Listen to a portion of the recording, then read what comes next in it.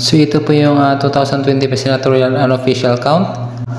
Go Crisopero Bongo na siya po nangunguna, number 1, 16,849,762 votes. Siya po ay Partido ng Demokratikong Pilipino Lakas ng Bayan o PDP Laban. Ang birthplace niya po ay Davao City, Davao del Sur. Number 2 po natin si Bam Aquino po na mayroong 13,938,964 votes. Si Bam Aquino po ng Katipunan ng Nagkakaisang Pilipino. Siya ang birthplace niya po ay City of Manila. Siya po ay isang businessman. Pong mga tatlo po, number 3 natin si Bato de la Rosa na mayroong 12,804,689 votes. Bato de la Rosa po, isa po siyang Partido ng Demokratikong Pilipino Lakas ng Bayan o PDP Laban.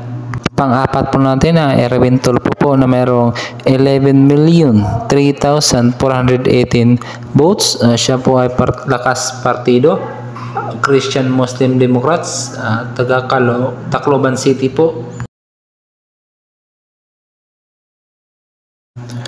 Number 5 po si Kiko Pangilinan na mayroong 10,178,632 votes. Siya po ay Liberal Party po. So siya po ay taga City of Maynila. At ito po number 6 natin si Panfilo Ping Lacson na may nakuhang 9,915,001 votes. Ang siya po ay partido, wala po siyang partido, independent po ata siya. Siya po ay taga Imus Cavite. Number 7 po natin si Tito Soto na may nakuhang 9,765,212 votes.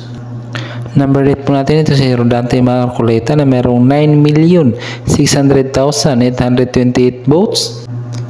Siya po ay taga Tarlac. Number 9 po natin itong si Pia Cayetano na mayroong 9,454,265 votes.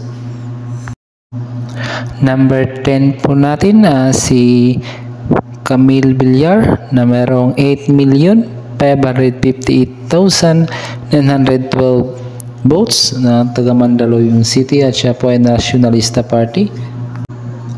Number 11 po natin itong si Amy Marcos na mayroong 8,498,981 ng Nationalista Party.